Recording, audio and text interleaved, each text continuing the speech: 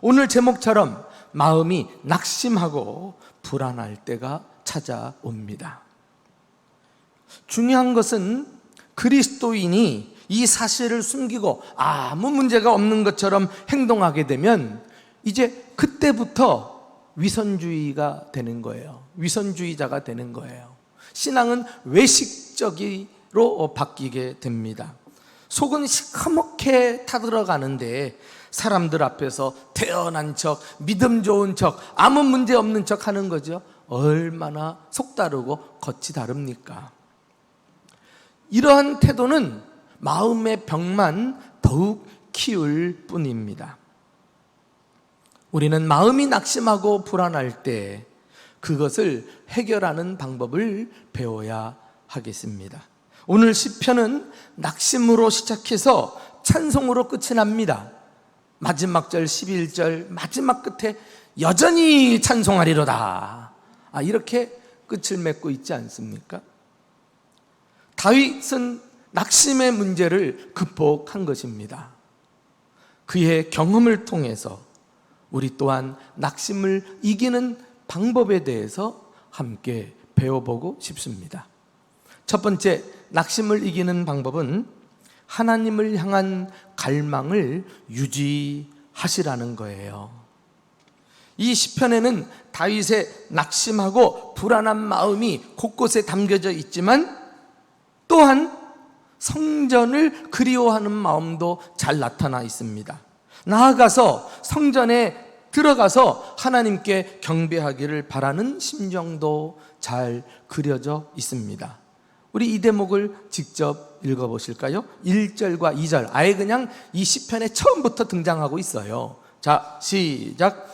하나님이여, 사슴이 시냇물을 찾기에 갈급함같이 내 영혼이 주를 찾기에 갈급하니이다. 내 영혼이 하나님 곧 살아계시는 하나님을 갈망하나니 내가 어느 때에 나아가서 하나님의 얼굴을 배울까? 다윗은 광야에서 유리 방황하면서 또 돌았지만은 한 가지 소원을 놓지 않았어요. 내가 어느 때에 나아가서 하나님의 얼굴을 배울까요? 이 표현은 성전에 들어가서 하나님께 예배드리는 모습을 나타내는 표현입니다. 놀랍지 않습니까? 다윗은 생명의 위협을 느끼는 상황에도 자신의 안위보다 하나님을 더 먼저 생각해 낸 것입니다. 그 하나님을 만나기 위해 어떻게 해요? 사슴이 시냇물을 찾기에 갈급합니다. 내 영혼이 하나님을 갈망합니다. 이렇게 갈급하다, 갈망하다라는 단어를 사용하고 있는 것입니다. 이런 표현들을 보면은 하나님을 향한 다윗의 마음이 얼마나 간절한지 충분히 엿볼 수 있지 않습니까? 그래요. 다윗은 적당히 하나님을 찾지 않았어요. 형식적으로 하나님을 구하지 않았어요. 가뭄 때가 되면 사슴이 물을 찾아서 헐떡이는 모습을 늘 보고 있다가 그 상황을 지금 자신에게 적용하고 있는 것입니다. 그 유명한 루터는 이 찾기에 갈급함같이 이 부분을 울부짖으면서 찾았나이다, 이렇게 번역을 해 놓았습니다. 그러니까 사슴이 가뭄 때에 물을 구하지 못하니까 막 얼마나 고통스럽겠습니까? 그러니까 헐떡헐떡 그리면서 막 울부짖으며 찾아 돌아다니는 거 아니겠어요? 죽기 살기로 물을 구하고 있는 거예요. 그와 같이 지금 다윗은 울부짖고 목말라 하면서 하나님을 구하고 있는 것입니다. 우리는 여기서 문제 해결의 단초를 발견합니다. 다윗은 낙심 중에도 먼저 하나님을 향한 갈망을 잃지 않았다는 것입니다. 낙심에 빠지게 되면 자꾸 하나님을 놓치고 그 낙심하는 문제에 집착하면서 하나님과 점점 멀어지려는 유혹을 받게 됩니다. 그러나 우리 그리스도인들에게서는 그때야말로 더욱 하나님을 찾고 울부짖으면서 갈망해야 할 때인 줄로 믿습니다. 하나님 아니면 나는 죽습니다. 이런 심정으로 하나님을 구하고 찾아야 하겠습니다. 목마른 사슴이 물을 구하듯 은혜를 사모하면서 은혜의 자리로, 예배의 자리로 더욱 하나님께 가까이 나아오십시오. 다윗의 고백이 저와 여러분의 고백이 되기를 바랍니다. 내가 어느 때에 나아가서 하나님의 얼굴을 배울까?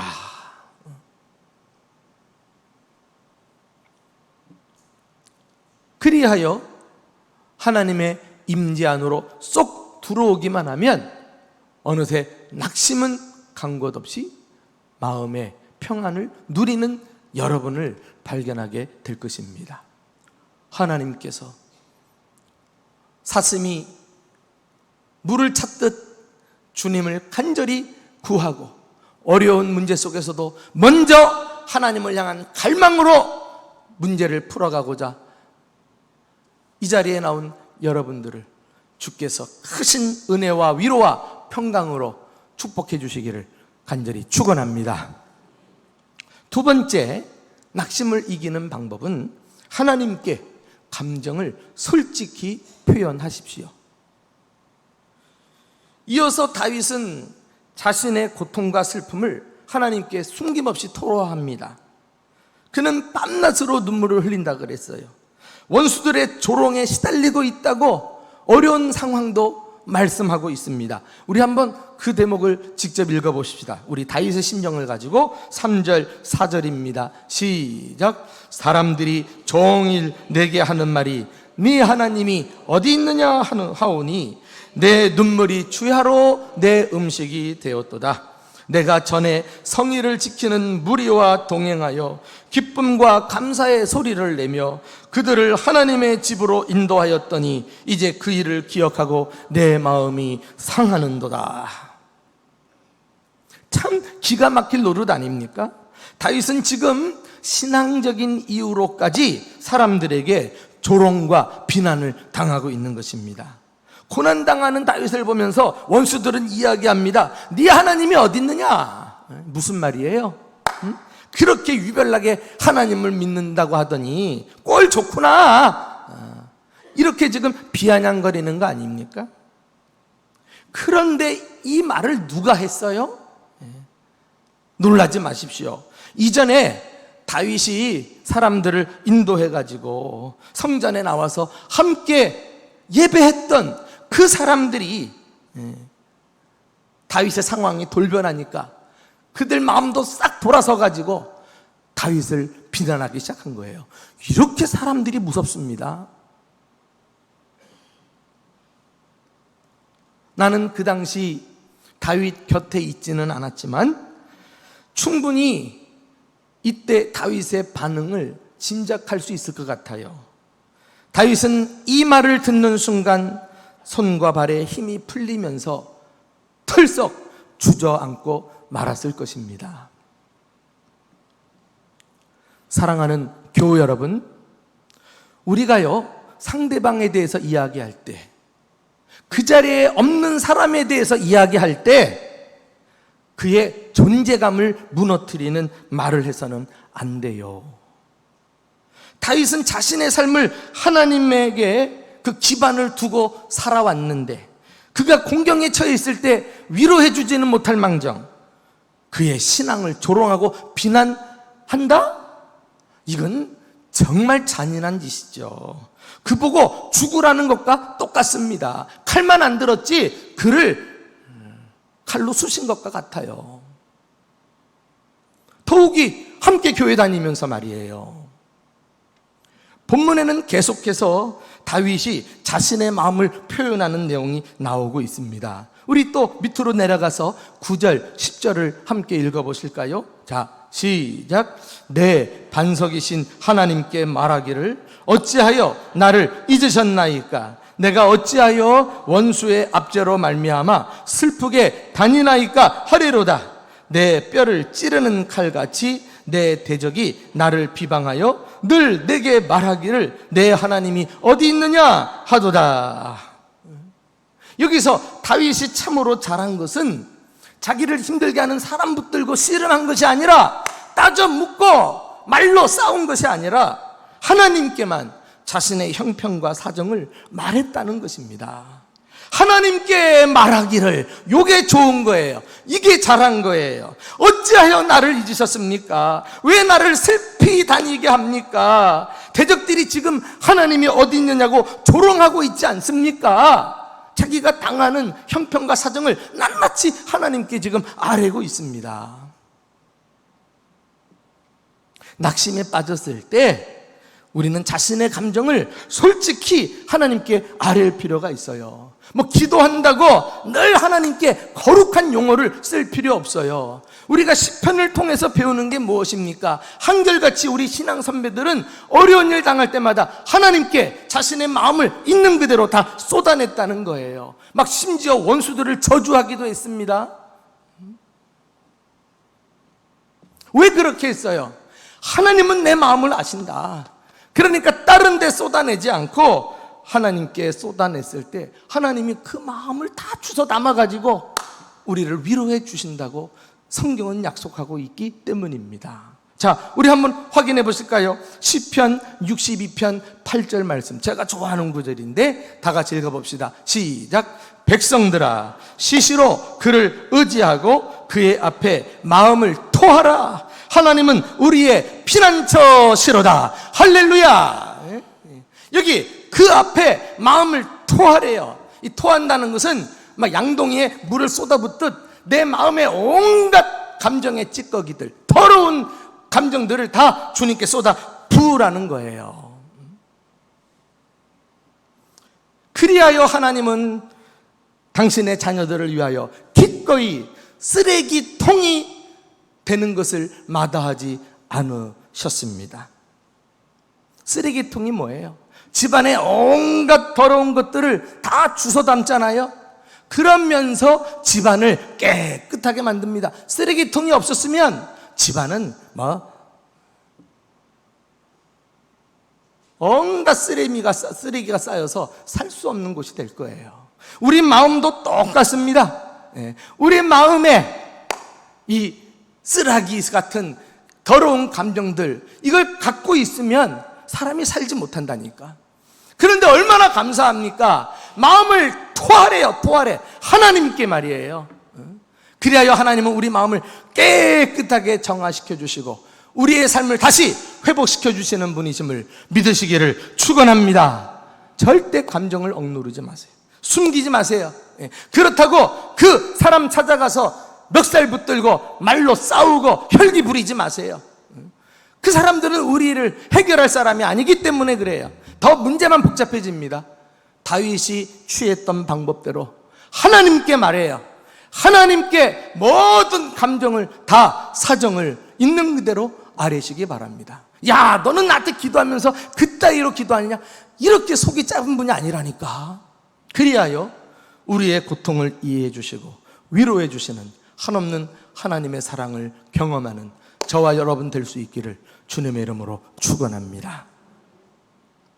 마지막 세 번째로 낙심을 이기는 방법은 하나님께 마음을 단단히 고정시키셔야 한다는 것입니다.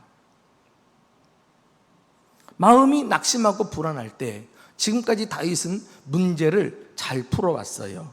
먼저 자신이 하나님과 멀어지지 않기 위해서 힘든 가운데도 더욱 하나님을 갈망했다 그랬죠?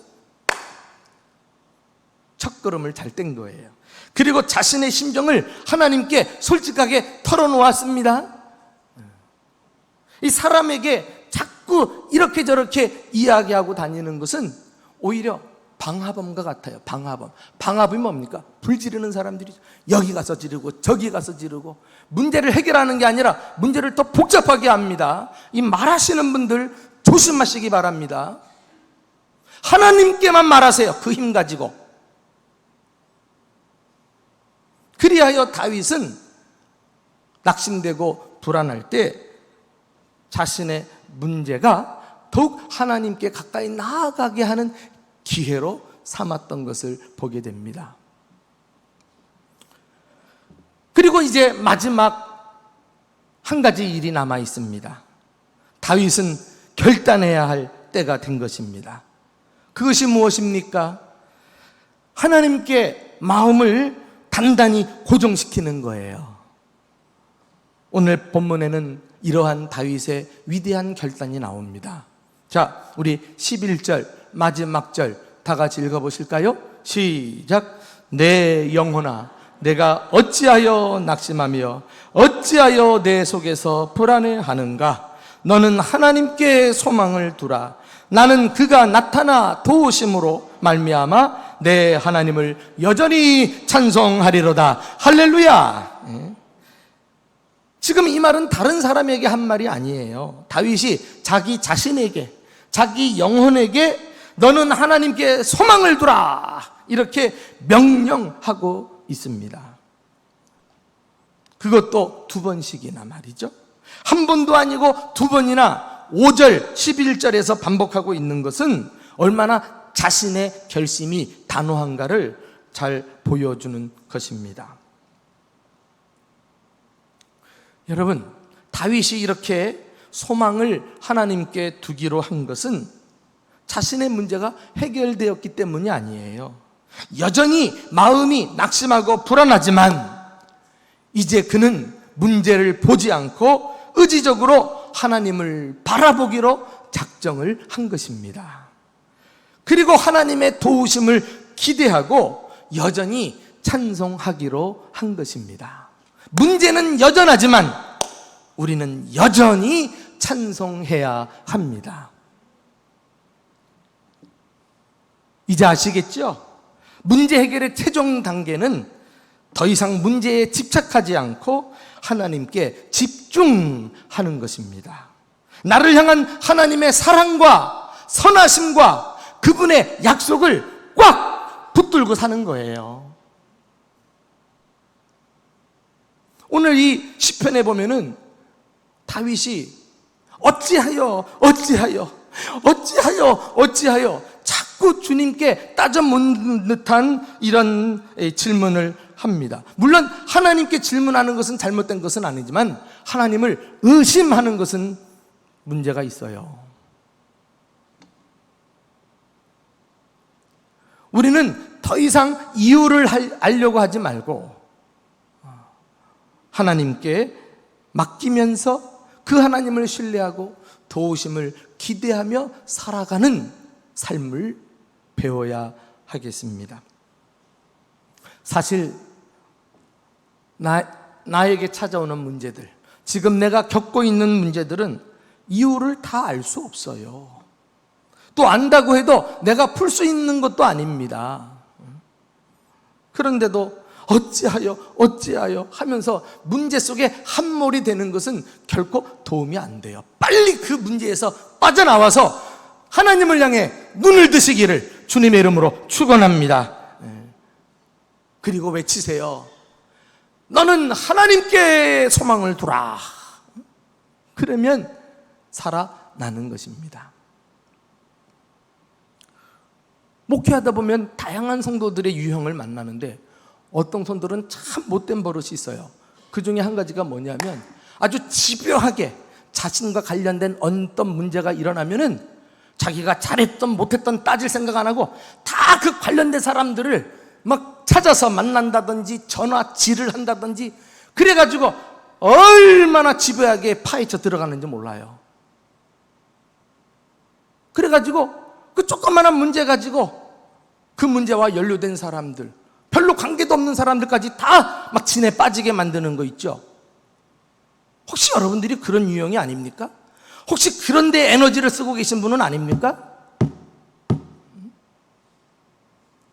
그거 습관을 고치지 않으면 여러분들은 갈수록 혈기 부리고 싸움질하고 갈수록 이 사람 저 사람 붙들고 늘어지고 하는 일로 시간 보내고 말 것입니다.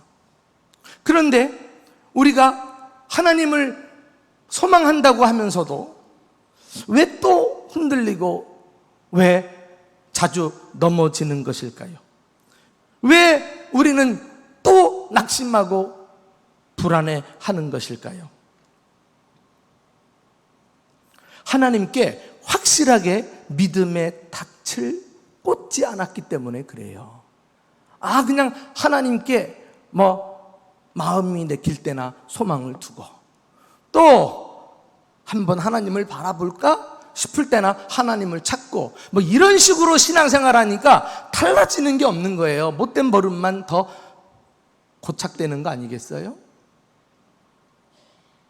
기왕 믿는 거 우리가 평생을 하나님께 소망을 두고 그분의 신실하심을 의심치 않고 나에게 선을 이루어 주시는 하나님을 기대하면서 살아가는 것을 우리는 일상화해야 할 것입니다. 자, 우리 한번 이사야서 26장 3절 말씀 한번 읽어보실까요? 자, 시작. 주께서 심지가 견고한 자를 평강하고 평강하도록 지키시리니 이는 그가 주를 신뢰함이니이다. 그랬어요.